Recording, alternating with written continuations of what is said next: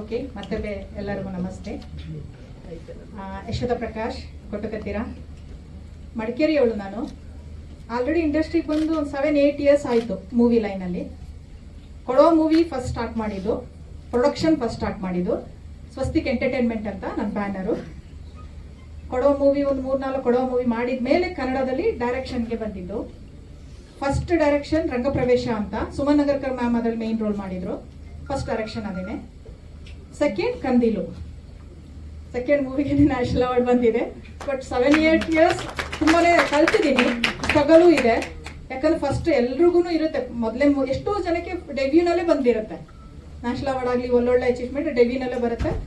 ತುಂಬ ಜನಕ್ಕೆ ತುಂಬಾ ಟ್ರೈ ಮಾಡಬೇಕು. ನಾವು ಅವಾಗಿಂದನೂ ಒಂದು ಹೊಸ ಪ್ರಾಜೆಕ್ಟ್ ಮಾಡಬೇಕಾದ್ರೆ ಅವಾರ್ಡು ಅಥವಾ ಫಿಲಿಮ್ ಸೆಲೆಕ್ಷನ್ ಅಂತ ಹೋಗಲ್ಲ, ಒಂದು ಒಳ್ಳೆ ಪ್ರಾಜೆಕ್ಟ್ ಮಾಡಬೇಕು ಅಂತಾನೆ ಸ್ಟಾರ್ಟ್ ಮಾಡಿದ್ದು. ಇವಾಗಲೂ ಕೂಡ ಅಷ್ಟೇ, ಒಂದು ಮೂವಿ ಮಾಡಬೇಕಾದ್ರೆ ಚೆನ್ನಾಗಿ ಮಾಡೋಣ, ಒಳ್ಳೆ ಮೂವಿ ಮಾಡೋಣ ಅಂತಾನೆ ನಾವು ಮಾಡ್ತೀವಿ.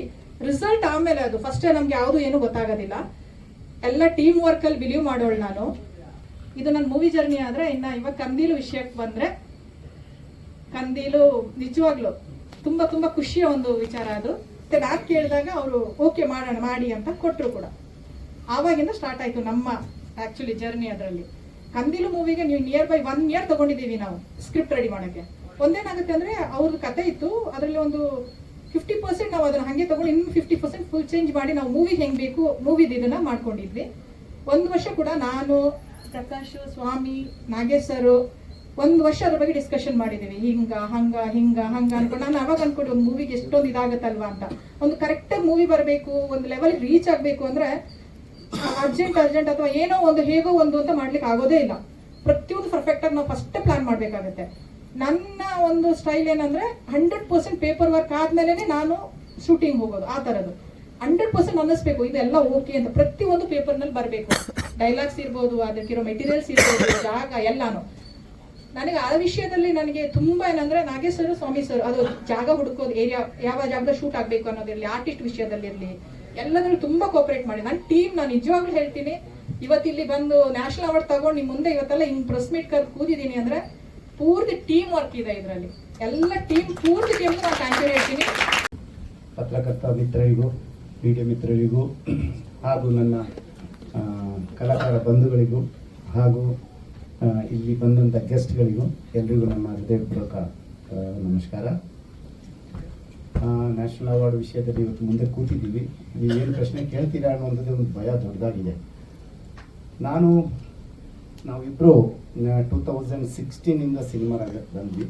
ಈ ಸಿನಿಮಾ ಕಥೆ ಏನೋ ತುಂಬ ನಮಗೆ ಖುಷಿ ಆಯಿತು. ಕಾರಣ ಏನಂದರೆ, ನನ್ನ ಎಲ್ಲ ಸಿನಿಮಾಗಳಲ್ಲಿ ಫಸ್ಟಿಗೆ ಹೆಣ ಬೀಳುತ್ತೆ, ಆಮೇಲೆ ಶುರುವಾಗುತ್ತೆ ಕತೆ.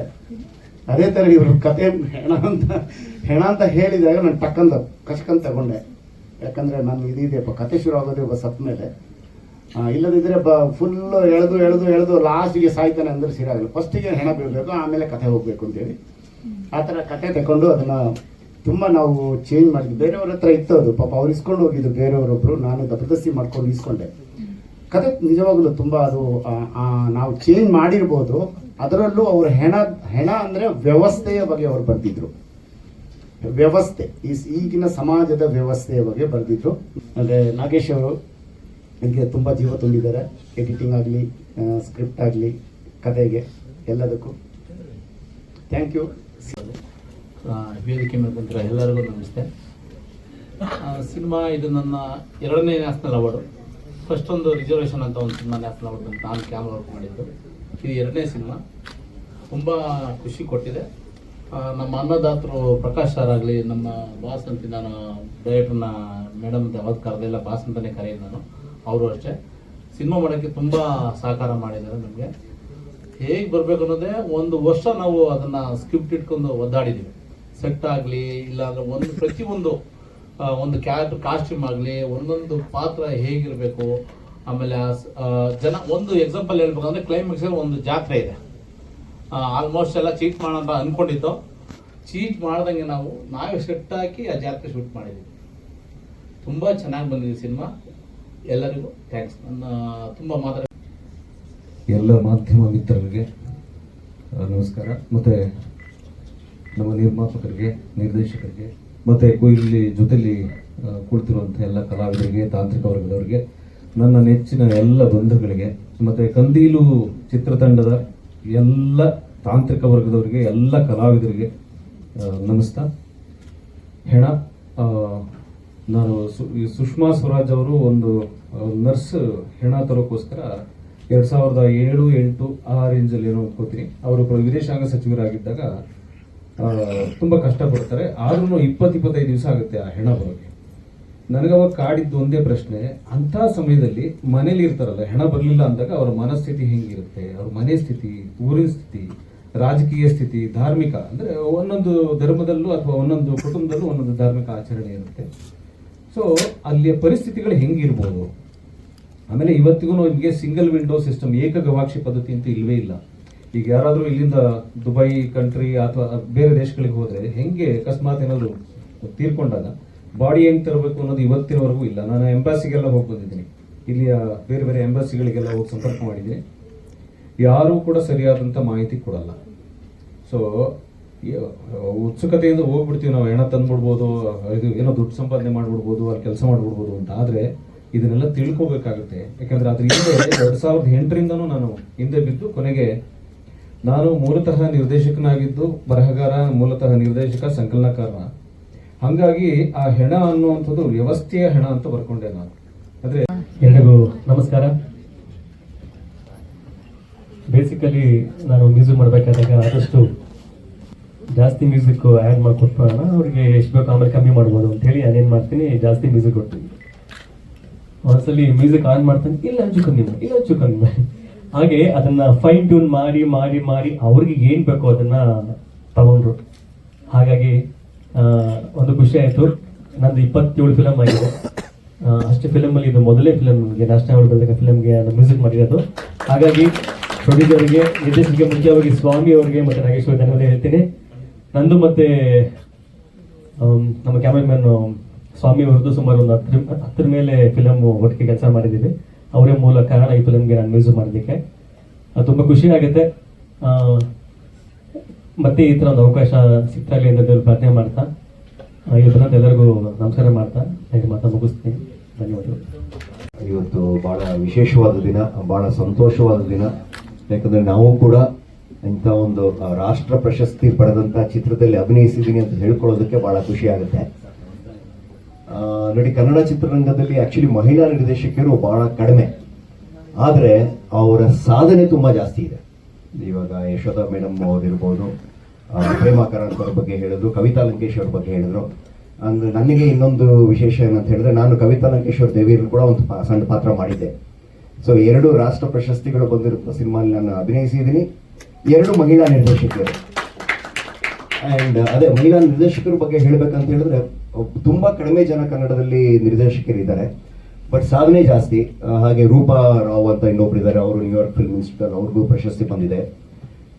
ಆದರೆ ನಾವು ಅಂದರೆ ಏನು ಪುರುಷ ನಿರ್ದೇಶಕರು ತುಂಬ ಇದ್ದೀವಿ.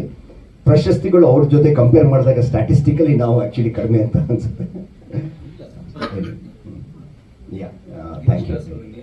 ಮುಖ್ಯವಾಗಿ ಈ ಸಿನಿಮಾಕ್ಕೆ ನಾನು ಬರೋಕ್ಕೆ ಕಾರಣ PVR ಸ್ವಾಮಿ, ಆಮೇಲೆ ನಮ್ಮ ಡೈರೆಕ್ಟ್ರು, ಆಮೇಲೆ ಪ್ರಕಾಶ್ ಅವರು, ನಾಗೇಶ್ ಅವರು, ಇವರೆಲ್ಲ ತುಂಬ ಕೋಆಪ್ರೇಟ್ ಮಾಡಿದ್ರು, ಒಳ್ಳೆ ಪಾತ್ರ ಕೊಟ್ಟರು.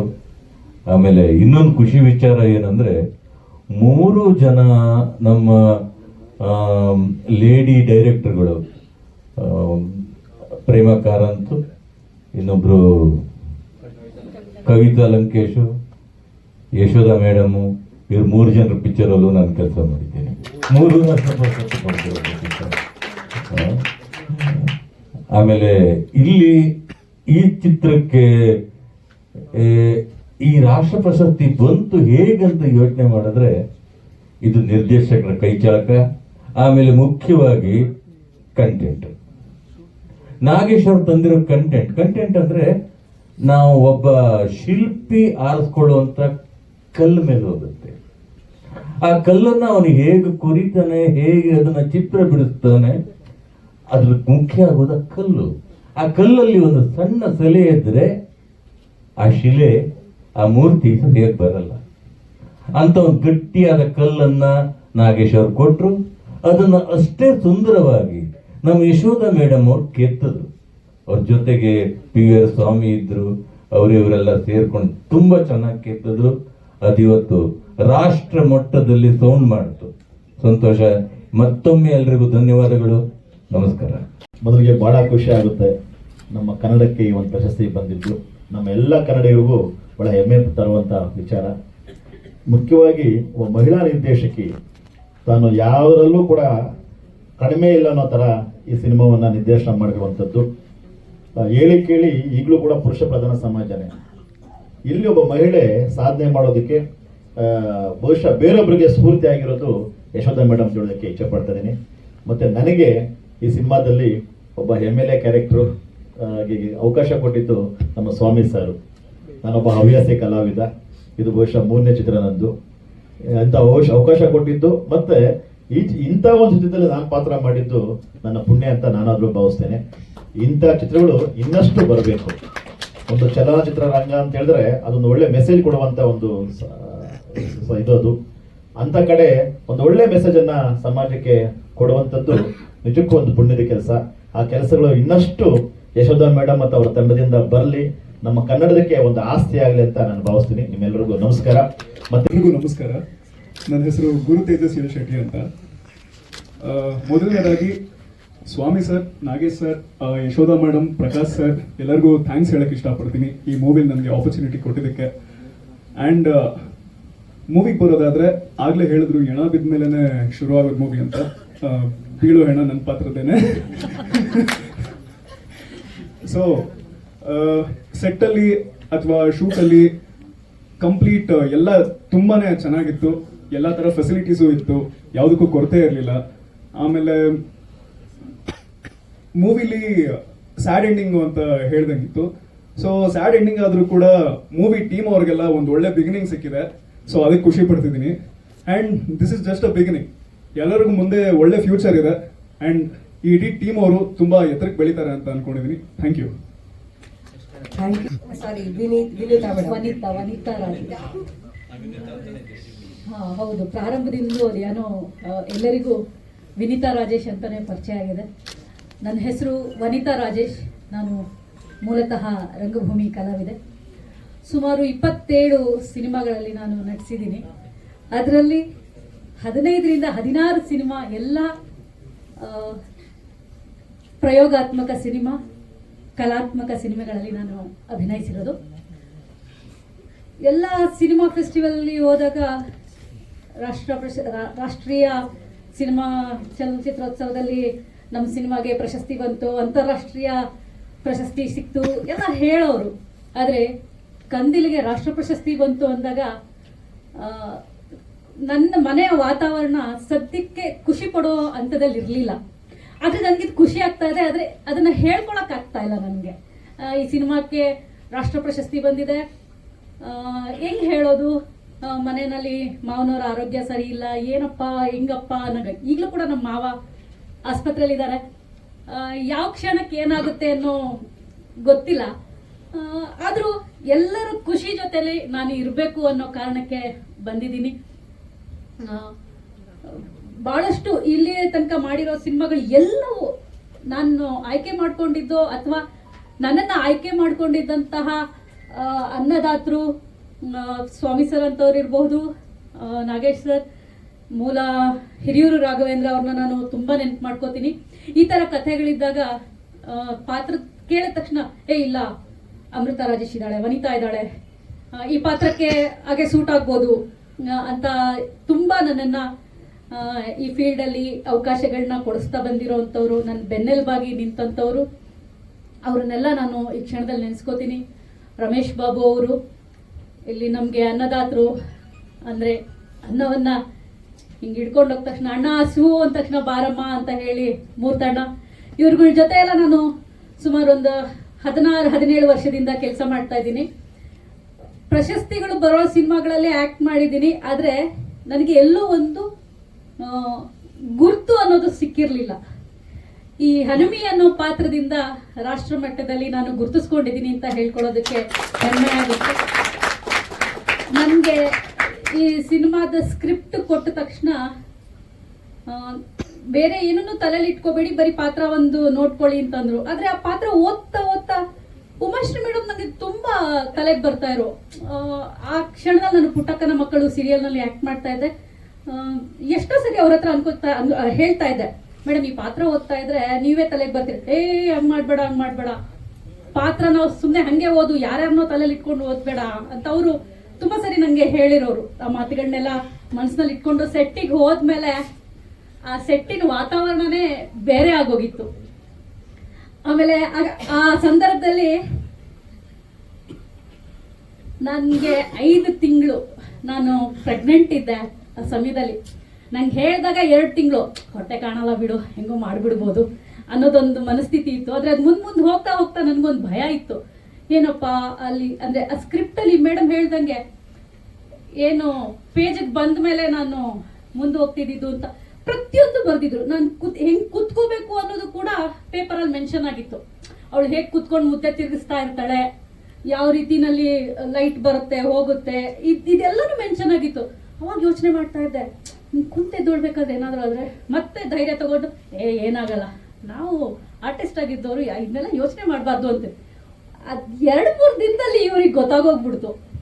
ಅವ್ರು ಕಾನ್ಶಿಯಸ್ ಆಗೋದ್ರು, ಅಂದ್ರೆ ಪ್ರೆಗ್ನೆಂಟ್ ಅಂತ ಲೇಡಿಗೆ ಹೆಂಗ್ ಮಾಡಿಸೋದು. ನಾನು ಅವ್ರಿಗೆ ಹೇಳಿದೆ, ಏನು ತಲೆ ಕೆಡ್ಸ್ಕೋಬೇಡಿ ಸರ್, ನಾನು ಅದನ್ನ ತಲೆಯಲ್ಲಿ ಇಟ್ಕೊಂಡಿಲ್ಲ, ನಿಮ್ಗೆ ಏನ್ ಬೇಕು ಹೇಳಿ, ನಾನು ಅದನ್ನ ಮಾಡಕ್ ತಯಾರಿದ್ದೀನಿ ಅಂತ.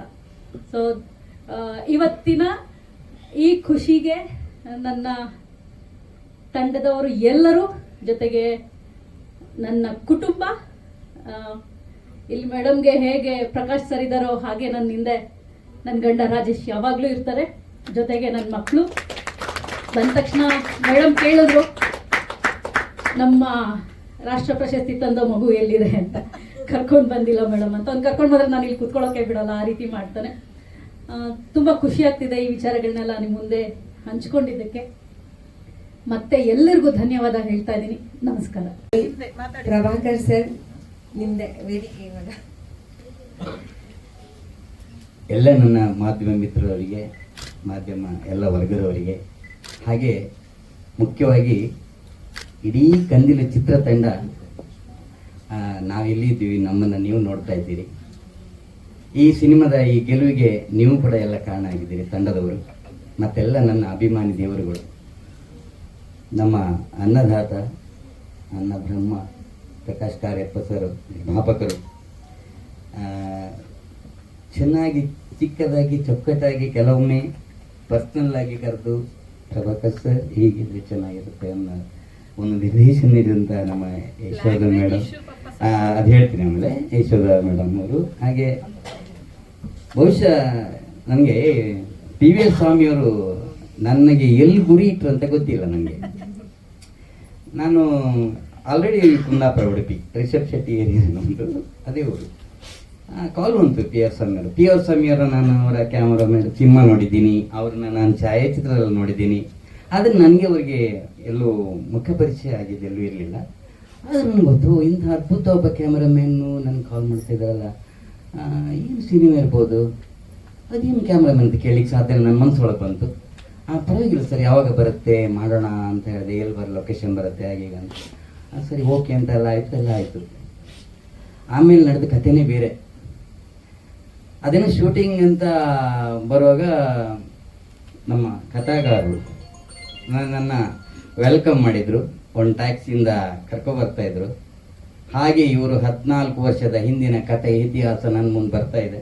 ಕಾರ್ನಲ್ಲಿ ಹೇಳ್ತಾ ಇದ್ದಾರೆ, ಸರ್ ಇದು 14 ವರ್ಷ ಆಯ್ತು ಈ ಕಥೆ ಬಂದಿಟ್ಟು, ನಾನು ಇದಕ್ಕಿನ್ನೂ ಮುಗಿಸಿ ಸಿಕ್ಕಿಲ್ಲ, ನೋಡಬೇಕು, ನಾನೇ ಮಾಡಬೇಕು ಅಂತ ಇದ್ದೀನಿ ಸಿನಿಮಾ, ಅದು ಆಗಿಲ್ಲ ಹೀಗಂತ ಹೇಳಿದ್ರು ಅವರು, ಪೀಠಿಕೆಗಳು ಕೇಳಿದ್ರು. ಆದರೆ ಕತೆ ಹೇಳುವಾಗ ಮಾತ್ರ ನಾನು ಅವ್ರಿಗೆ ಒಂದು ಪ್ರಶ್ನೆ ಮಾಡಿದೆ ಸರಿಗೆ, ಅಲ್ಲೇ ಕಾರಿನಲ್ಲಿ, ಸರ್ ಈ ಪಾತ್ರ ಮಾಡ್ಲಿಕ್ಕೆ ನಾನು ಸಾಧ್ಯನಾ, ನನ್ನ ಹತ್ರ ಆಗುತ್ತಾ ಈ ಪಾತ್ರ ಅಂತ. ಯಾಕಂತ ಹೇಳಿದ್ರೆ ನನಗೆ ಪ್ರಕಾಶ್ ಕಾರ್ಯಪ್ರಸಾರಗಳಿಗೆ ನನ್ನ ಕಲಾತ್ಮಕ ಚಿತ್ರ ತುಂಬ ಇಷ್ಟ. ನಾನು ಮುಂಚಿನಲ್ಲೂ ಕಲಾತ್ಮಕ ಚಿತ್ರ ಗಿರೀಶ್ ಕಾಸರಳ್ಳಿ ಅವರ ಗುಲಾಬಿ ಟಾಕೀಸಿಂದ ನಾನು ಮಾಡ್ಕೊಂಡು ಬಂದವನು. ಇನ್ನೊಂದು ಅಂದರೆ ನನಗೆ ನನ್ನ ಯಾವುದೇ ಒಂದು ಸ್ವಂತಿಕೆಯಿಂದ ಹೇಳ್ತಾ ಇಲ್ಲ, ಕಲಾತ್ಮಕ ಚಿತ್ರಗಳು ನಾನು ಇಷ್ಟರವರೆಗೆ ನಟನ ಮಾಡಿದ ತುಂಬ ಸಿನಿಮಾಗಳಿರ್ಬೋದು, ನನಗಲ್ಲದಿದ್ದರೂ ಆ ಸಿನಿಮಾಗಳಿಗೆ ಎಲ್ಲ ಪ್ರಶಸ್ತಿಗಳು ಬಂದಿವೆ. ಕಾಂತಾರ ಸಮೇತ ಕೊನೆಯಲ್ಲಿ ಹೆಚ್ಚಿನ ಸಿನಿಮಾಗಳು ಮೂಕಜ್ಜಿ ಕನಸುಗಳು ಅಥವಾ ನಮ್ಮ ಜೀವಿ ಸರ್ ಅವರದ್ದು ವೈಷ್ಣವಿ ಇರ್ಬೋದು, ಗಿರೀಶ್ ಕಾಸರಳ್ಳಿ ಅವರ ಪ್ರತಿಯೊಂದು ಬಿಡಿ ಎಲ್ಲೂ ಒಳಿದಾರು ಕಂಡಂತೆ ಪ್ರತಿ ಒಂದು ಸಿನಿಮಾಗಳು ಏನಾದರೂ ಪ್ರಶಸ್ತಿ, ಪಿಂಗಾರ ಇರ್ಬೋದು, ತುಂಬ ಸಿನಿಮಾಗಳಿವೆ, ಅವೆಲ್ಲ ಲಭಿಸಿವೆ. ನನ್ನ ಮನಸ್ಸೊಳಗೆ ಇನ್ನೊಂದು ಒಕ್ಕ ಪ್ರಶ್ನೆ ಅಂತ ಹೇಳಿದ್ರೆ, ಈ ಕಲಾತ್ಮಕ ಚಿತ್ರ ಇಷ್ಟು ಇದೆ, ಈ ಜೀವನ ಪಾತ್ರ ಮಾಡ್ಲಿಕ್ಕೆ ಸಾಧ್ಯನಾ? ನಮಗೆ ಭಾಷೆ, ಸರ್ ಹೇಳಿದಾಗೆ ಭಾಷೆಯ ತೊಂದರೆ ಇದೆ. ನಾನು ಕುಂದಾಪುರದ ಕಡೆಯಲ್ಲಿ ನಿಮ್ಗೆ ಗೊತ್ತಿದೆ, ಹಾಯ್ ನಮಸ್ಕಾರ ಅಂತಾರೆ ಕುಂದಾಪುರ ಭಾಷೆಯಲ್ಲಿ. ನಮ್ದು ಆಡು ಭಾಷೆ ಹಾಯ್ ನಮಸ್ಕಾರ, ಉಂಡ್ರಿಯ ತಿಂದ್ರಿಯ ಮನಿಕಂಡ್ರಿ ಏಕೆಂದ್ರೆ ಒಂದು ಕುಂದಾಪುರ ಭಾಷೆ ನಮ್ಮ ರವಿ ಗೊತ್ತು, ನಾವೆಲ್ಲ ಹೇಳ್ದಂಗೆ. ಅದೇ ನಾವು ಸ್ವಲ್ಪ ಉಡುಪಿ ಬಂದ್ರೆ ಹೇಗಿದ್ದೀರಾ, ಚೆನ್ನಾಗಿದ್ದೀರಾ, ಮತ್ತೆ ಮಾತಾಡೋದಿಲ್ವಾ, ಹಾಗೆ ಈಗ ಸೂಸ್ಕೊಂತವಲ್ಲ ಹಾಗೆ ಅದೇ ತರ ಇದು ಯಾಕೆ ಬರೋದು ನನಗೆ ಇಲ್ಲ ಅಂದ್ರೆ ನೋಡಿದೆ. ಪ್ರಥಮ ದಿನ ಬಹುಶಃ ನಾಗೇಶ್ ಸರ್ ಅವರೆಲ್ಲ ನನ್ನ ಮುಖ ನೋಡ್ಲಿಕ್ಕೆ ಶುರು ಮಾಡಿದ್ದಾರೆ, ಮೇಡಮ್ ನೋಡಿದ್ದಾರೆ. ಪ್ರಥಮ ದಿನ ಶೂಟಿಂಗ್ ನಲ್ಲಿ ಮನುಷ್ಯ ಮಾಡ್ತಾನೋ ಶೂಟಿಂಗು ಅನ್ನೋದು ಭಾವನೆ ಬಂತಲ್ಲ, ಯಾಕಂದ್ರೆ ಆ ತರ ಆಕ್ಟಿಂಗ್ ಬಗ್ಗೆ ಹೇಳಿದ್ರು ಬಹುಶಃ ಮನಸ್ಸಿಗೆ ಭಾಷೆಯ ತೊಡಕಿತ್ತು. ಏನೋ ಒಂದು ಪ್ಲಾನ್ ಮಾಡ್ಕೊಂಡೆ, ಆಮೇಲೆ ಆರಾಮಾಗಿ ಆ ದಿನ ನನಗೆ ಒಂದು 8-8ವರೆಗೆ ಬಿಟ್ಟಿದ್ದಾರೆ ಇಲ್ಲಿಂದ. ನಾನು ರೂಮ್ಗೆ ಹೋದೆ, ತುಂಬಾ ಯೋಚನೆ ಮಾಡಿದೆ ಇದ್ರ ಬಗ್ಗೆ ಏನ್ ಮಾಡೋಣ ಅಂತ. ಮತ್ತೆ ಕೆಲವುಗಳನ್ನೆಲ್ಲ ಸ್ವಲ್ಪ ತಲೆ ಹಾಕೊಂಡೆ. ಅದು ಮಾಡಿದ್ರಿಂದ ನಮ್ದು ಸ್ವಲ್ಪ ಚಾರ್ಜ್ ಆಯ್ತು. ಚಾರ್ಜ್ ಆದಾಗ ಆ ಸೀನ್ಗಳು ನನಗೂ ಈ ಒಂದು ವಿಷಯ ಹೇಳ್ತೇನೆ, ಈ ಶೀಬಾ ಅನ್ನೋದನ್ನ ಪ್ರಭಾಕರ್ ಕುಂದರಾಗಿ ಅಥವಾ ನಾನು ಈ ಕಾಂತಾರ ಸಿನಿಮಾದಲ್ಲಿ ಮಾಧವಾಚಾರ್ಯ ಪಾತ್ರ ಮಾಡಿದ ಆ ಥರ ಅಲ್ಲ. ಅದು ಹೇಳಿದ ಹೌದು, ಗುಂಗು ಇದೆ, ಅದರಲ್ಲಿ ಗುಂಗು ಇದೆ, ಆ ಗುಂಗಿಲ್ಲ, ಕುಡಿತದ ಗುಂಗು ಯಾವುದಿಲ್ಲ. ಬಹುಶಃ ನನಗೆ ಸತ್ಯ, ನಾನು ಓಪನ್ ಆಗಿ ಹೇಳ್ತೇನೆ, ನನಗೆ ಸಿಗರೇಟ್ ಇಲ್ಲ, ಮಾತ್ರ ನನಗೆ ಯಾವುದೂ ಒಂದು ಡ್ರಿಂಕ್ಸ್ ಆಗಿಲ್ಲ, ಯಾವುದು ನನ್ನ ನೈಜ ಇದರಲ್ಲಿ ಯಾವುದೂ ಇಲ್ಲ. ಆದರೂ ಕೂಡ ಹೇಳುದನ್ನ ಕೇಳಿದ್ದೆ. ಇನ್ನೊಂದು ಬೇರೆ ಅಂತ, ಆ ಗಾಂಜಾ ಮುತ್ತಿ ಬೇರೆ ಅಂತೆ, ಡ್ರಿಂಕ್ಸ್ ಅದು ಬೇರೆ ಅಂತ ಹೇಳ್ತಾರೆ. ಅದನ್ನೆಲ್ಲ ನಾವು ಪ್ರಾಕ್ಟಿಕಲ್ ಆಗಿ ನಾವು ಮಾಡ್ಕೊಂಡು ಹೋಗ್ಬೇಕು ಯಾವುದೇ ಇದರಲ್ಲಿ. ನನಗೆ ಇಲ್ಲಿ ಇವತ್ತು ಮಾಧ್ಯಮದವ್ರ ಮುಂದೆ ಹೇಳ್ತೇನೆ, ಇವಾಗಲೂ ನನಗೆ ಮೇಡಮ್ ಏನೋ ಒಂದು ಫೀಲ್ ಕೊಟ್ಟರು ಇಲ್ಲಿ, ಅವರ ಮಾವನ ವಿಷಯದಲ್ಲಿ ಇರ್ಬೋದು. ಆ ಫೀಲ್ ಅನ್ನೋದು ನಮ್ಮಿಬ್ಬರ ಆ್ಯಕ್ಟಿಂಗ್ನಲ್ಲಿ ಇತ್ತು. ಆ ಒಂದು ಹೇಳಬಲ್ಲೆ ನಾನು. ಅದು ಎಲ್ಲೂ ಸರ್ ನನ್ನ ಕಣ್ಣೀರು ಅದು ಗೊತ್ತಿದೆ ಸರಿಗೆ. ಎಲ್ಲೂ ನನಗೆ ಯಾವುದೇ ಆಧುನಿಕತೆಯಾಗಿ ತಾಂತ್ರಿಕತೆಯಲ್ಲಿ ಆಗಿ ನನಗೆ ಅದು ಕಣ್ಣೀರು ತರಿಸಿದ್ದಲ್ಲ. ನನ್ನ ಅದು ರಿಯಾಲಿಟಿ ಅಂದರೆ ಶೀಬನೇ ಆಗಿ ನಾನು ಪಾತ್ರದಲ್ಲಿ ನಿಜವಾಗಿ ಶೀಬನೇ ಆಗಿದ್ದೆ ನಾನು. ಈಗ ಹೇಳಿದ್ದೆ ನಮ್ಮ ಗುರು ತೇಜಸ್ಸು, ನನ್ನ ಹೆಣದಿಂದ ಸ್ಟಾರ್ಟ್ ಆಗುತ್ತೆ ಅಂತ. ಹೆಣ ಅಲ್ಲ ಗುರು, ಅದು ಪ್ರಶಸ್ತಿಯ ಸಂಕೇತ. ಈ ಸಿನಿಮಾದ ರಾಷ್ಟ್ರೀಯ ನನಗೆ 15ನೇ ಫಿಲ್ಮ್ ಫೆಸ್ಟಿವಲ್ ಕನ್ನಡದಲ್ಲಿ ಅಲ್ಲಿ ದ್ವಿತೀಯ ಅತ್ಯುತ್ತಮ ಕನ್ನಡ ಚಿತ್ರ ಬರುವಾಗ ನಾನು ನಮ್ಮ ತಂಡದಲ್ಲಿ ಹೇಳ್ಕೊಂಡಿದ್ದೀನಿ, ಯಾರಿಗೆ ನೆನಪಿದೆ ಎಲ್ಲ ಗೊತ್ತಿಲ್ಲ, ಇದು ಚಾನ್ಸಸ್ ಇದೆ, ಇದು ರಾಷ್ಟ್ರ ಪ್ರಶಸ್ತಿ ಹೋಗುವಂಥ ಅವಕಾಶ ಸುರೇಶ್ ಸತ್ರನೂ ಹೇಳಿದ್ದೀನಿ ನಾನು ಅಲ್ವಾ, ಅಲ್ಲೇ ಕೂತ್ಕೊಂಡಲ್ಲಿ ಹೇಳಿದ್ದೀನಿ. ಅದು ಮಾತು ಸತ್ಯ ಆಗಿದೆ. ಅದಕ್ಕೆ ಏನು ಕಾರಣ ಅಂತ ಹೇಳಿದರೆ, ನಮ್ಮ ಇಡೀ ತಂಡದ ಪ್ರಯತ್ನ ಇಲ್ಲಿ, ಯಾವ ಒಬ್ಬ ಕಲಾವಿದನಿಂದ ಅಲ್ಲ. ಇದಕ್ಕೆ ಜೋರಾದ ಚಪ್ಪಾಳೆ ಅವರು ಕೊಡಲೇಬೇಕು. ಯಾಕಂತ ಹೇಳಿದರೆ ನಿಮ್ಮೆಲ್ಲರ ಪ್ರಯತ್ನ ಇದೆ ಇದರಲ್ಲಿ. ನಮ್ಮನ್ನು ಹುರಿದುಂಬಿಸಿದವರು ನೀವು. ಮತ್ತೊಬ್ಬ ನಮ್ಮ ಪ್ರೊಡಕ್ಷನಲ್ಲಿ ಮುಖ್ಯವಾಗಿ ನಮಗೆ ನೋಡ್ಕೊಳ್ಳೋರು ಬೆಳಗಿಂದ ಸಂಜೆವರೆಗೆ ಅವರ ಅನ್ನದಾತ ನಮ್ಮ ಸರ್. ಮೂರ್ತಿ ಸರ್. ಅಂದರೆ ಎಲ್ಲರೂ ಗೊತ್ತಾಗುತ್ತೆ ನಮಗೆಲ್ಲ ಸ್ವಲ್ಪ ಅಲ್ಲದಾಗ, ಟೀ ಕುಡಿತೀರಾ, ಕಾಫಿ ಕುಡಿತೀರಾ ಅಂದರೆ ಅದು ಆ ಟೈಮ್ನಲ್ಲಿ ಎನರ್ಜಿ. ಮತ್ತೆ ನಮ್ಮ ಪ್ರಸನ್ನ ಸರ್ ಅವರ ಬಳಗ, ಅಸಿಸ್ಟೆಂಟ್ ನಿರ್ದೇಶಕರು, ತಾಂತ್ರಿಕತೆಯವರು, ಏನಂತ ಹೇಳಿ ಪ್ರತಿಯೊಬ್ಬರು ಈ ಸಿನಿಮಾ ಗೆಲ್ಲಿಕ್ಕೆ ಎಲ್ರಿಗೂ ಕಾರಣ. ಇವತ್ತು ತುಂಬ ಖುಷಿ ಆಗ್ತಾ ಇದೆ. ಯಾಕಂತ ಹೇಳಿದ್ರೆ ನಾನು ಒಂದು ಚಿತ್ರೀಕರಣದಲ್ಲಿದ್ದೆ, ನಿಜವಾಗಿ ಚಿತ್ರೀಕರಣ. ಅವಾಗ ಹೇಳ್ತೀನಿ ಬೇಬರ್ ಸ್ವಾಮಿಯರಿಗೆ ಬಹುಶಃ ನಾನು ಬರೋದು ಕಷ್ಟ ಇದೆ. ಅವ್ರು ತುಂಬ ಬೇಜಾರು ಮಾಡ್ಕೊಂಡು ಫೋನ್ ಕಟ್ ಮಾಡಿದ್ರು ನಂದು. ನಾನು ಮತ್ತೆ ಫೋನ್ ಇಲ್ಲಿದ್ದೆ ಸರ್, ಸಾರಿ, ನೀವು ಫೋನ್ ಕಟ್ ಮಾಡಿದ್ರೆ ಮಾತಾಡಲಿಲ್ಲ. ಯಾಕಂದ್ರೆ ನನಗೆ ಗೊತ್ತು ಬೇಜಾರಾಯ್ತು ನಿಮ್ಮಂತ. ಆದರೆ ಮತ್ತೆ ಫೋನ್ ಮಾಡಿ ಹೇಳಿದೆ, ಈಗ ಹೊರಟಿದ್ದೀನಿ ಸರ್ ಅಂತ. ನಿಜವಾಗಿ 11 ಗಂಟೆಗೆ ಶೂಟ್ ಮುಗಿಸಿ 11:20ಕ್ಕೆ ಬಸ್ ತರಿಸಿ ನಾನು ಬೆಳಿಗ್ಗೆ ಬಂದೆ. ಯಾಕಂದರೆ ಈ ತಂಡ ನಮ್ಮದು ಅಂತ ಒಂದು ಭಾವನೆ ತುಂಬ ಖುಷಿಯಾಗಿದೆ.